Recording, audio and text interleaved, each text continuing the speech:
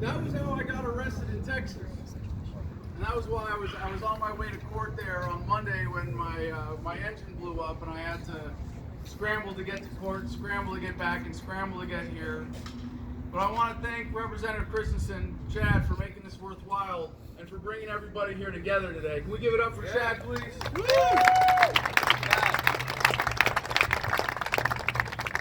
Now this is a rally. I'm supposed to give a rally speech and make everybody cheer and scream, right? So, who likes breathing air? Yeah!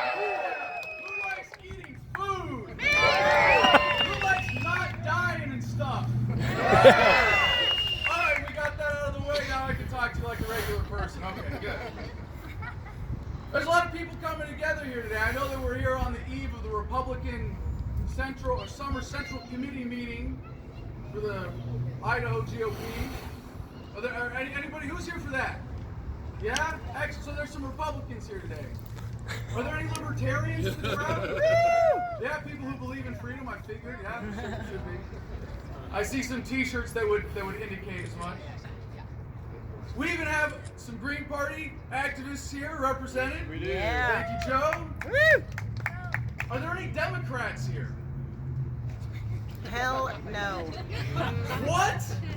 They're watching the debate. You're in Idaho. Are you kidding me? There's nobody here's a Democrat? Nope, they don't believe. Are you telling me Democrats don't believe in freedom? No. Really? Nope. Because I was going to make a great point about freedom uniting people, and now I'm screwed. Shit. All right. Well, all right. I'll talk to some. I'll talk to the people who are here then. But let's talk about the Democrats in this, and at least include them in spirit, shall we? Because freedom, as Chad pointed out so well, is something that is divine to the human experience, something that unites all of us, that speaks to our core humanity. And I don't think it's that people who happen to identify as Democrats don't believe in freedom. You guys know what the definition of libertarian is, right? Someone who believes in freedom. Yes. So what does that make a Republican? You didn't think I was going to let y'all off the hook, did you? A Republican is someone who pretends to believe in freedom? Is that cutting too deep? No, because there are people in the Republican Party who do believe in freedom. Here in Idaho, as has been pointed out, you guys have a split between what real conservative is that? No, that's the spoof. Is the real? What's the actual conservative caucus or whatever they call Idaho conservatives. we just call, what? Idaho conservatives. I think we can just call them the rhinos, right? Yes. Is that fair? Thank you, Eric. So I don't think it's so much that this common ground is unique to libertarians and some Republicans, so much as it's something that unites all of us. And so, what we see in America today is the failure of those of us who believe in freedom to stand on principle. It is not the failure of the people who want free stuff out of government. It is those of us who recognize the American tradition, who celebrate the heritage of freedom. It is our failure that we have compromised and allowed ourselves to be forced into a centralized system where instead of saying, we can respect that you want to live differently, instead we have to fight. We have this trend of polarization now in America, right? You've all seen it. Antifa versus the alt-right, to go to the extremes. That's ridiculous. Because we're all Americans, and there's a certain tradition that's inherent in that says, it's okay. If you want to live differently from me, I'm going to respect that. But our failure has been not standing on principle, instead saying we're going to allow ourselves to be forced into this giant system. We're going to be forced into a one-size-fits-nobody but the corrupt profiteers of government corruption kind of solution. Now, y'all think that by coming out here, we're asserting our freedom. All right, I see. You can see how I'm setting that up as sort of a trick question, right? Some people are ahead of me here. I live in a little area called Juniper Wood Ranch in northern Arizona. And I chose to move there because it was the freest place in the country I could find. People who live free. They don't think about it. They don't get engaged in politics. They don't go to rallies. They don't complain. They just go out and live free. The freest people in Idaho are not the ones at this rally. I hate to break it to you. It's probably the guy out in a bunker somewhere writing a manifesto on 40 acres, right? That's the freest. Those are the real free people in Idaho. The freest person here today, by the way, you've probably noticed him. Adam Kokesh. 3-year-old Michael running around in the green t-shirt. Absolutely. That's the freest person here today, is he not? So, what I see is the cure for this polarization, this centralization, this giving up of our principles, is localization. Localization is the cure for polarization. For far too long, as libertarians, we have said what we want the world to look like based on our values. We have said government should this and that and not this and not that, or only this and never that. And it's wrong. The message of freedom cuts deeper than that, and I would challenge and invite you all to dig deeper in your principles so that you get that confidence to never, ever compromise. Ever. As individuals, we have differences in aesthetics, in how we want the world to look, how we want our communities to look, how we want our homes to be run, what freedoms that we want to enjoy as individuals. But there's an important difference between the ethics and the aesthetics. The core of libertarianism, the core of believing in freedom, is respecting the self-ownership of every single human being. Yes. And so it is wrong for any of us, even Chad, to say government this versus government that versus government not this or that or whatever. It really should be, you can have as much government as you want, as long as it's voluntary, Yes. as long as you don't force it on anybody else. Who am I to say? And by the way, I'm half Jewish. You couldn't tell. I'm also half Canadian. Don't tell anybody.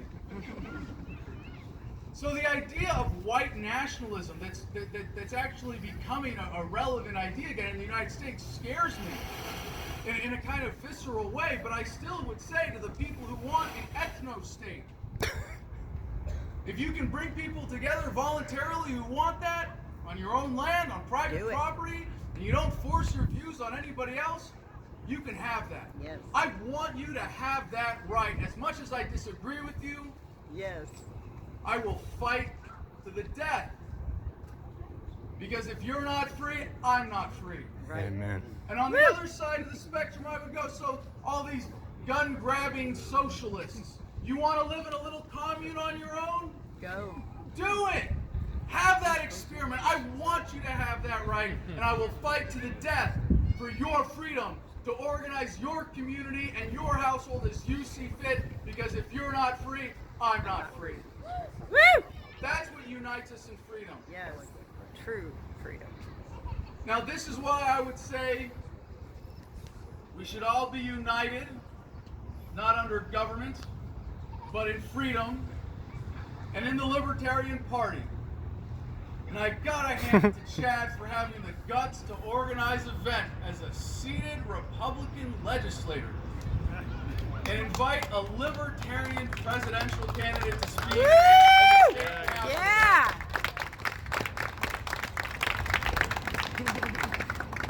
Yeah. Now, some people would say, why be a libertarian? You can't win if you're a libertarian. And Chad, and to all the other state legislators here, I would point out to you, we had, in the last election cycle, we had 3 sitting Republican legislators change their affiliation to Libertarian. And you know what happened to them? I'll bet you know, Chad. Stay in office. No? All 3 of them lost. How's that for a plug for the Libertarian Party? And you can be losers like us. These people don't know No, what that's freedom not my is. point. When you stand on principle, when you run for office for the right reasons, when you stand with the party of principle, when you stand up for what you believe in and your values, you cannot lose. Yeah. And that's why you should join the Libertarian Party. And that's where we unite all Americans in freedom. Divide and Because conquer is America Republican, Democrat. is too good for this government. Yes.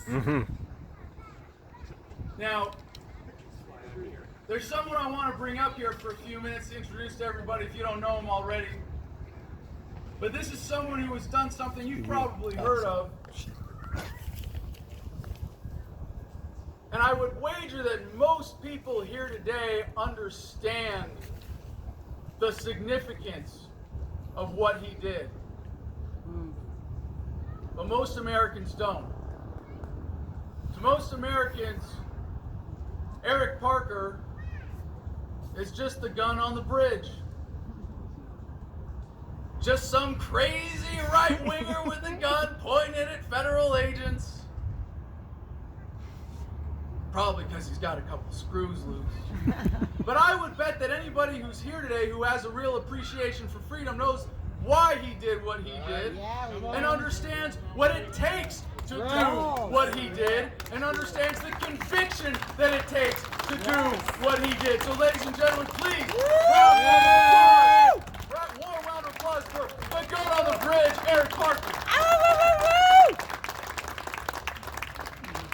Quite the introduction. So I want to tell you a story about Adam. I'm not going to get up here and tell you about me. I want to tell you about how Adam Kokesh made me a 3%er. So I was just a young, activist watching what was going on, and I see this video online. And it's at the Jefferson Memorial. Oh, yeah. And there's a sign that says no dancing. This combat vet said, why can't we dance? And you dance. And I watched as he organized and he brought people, they put on headphones and they danced. Now what happened next is what made me a 3%er.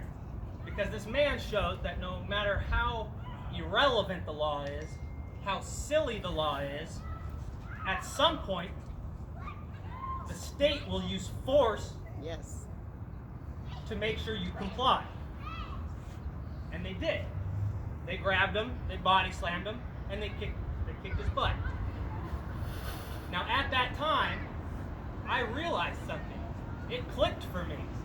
No matter how irrelevant the law is, or how wrong the law is, Them badges will do whatever. they will use force.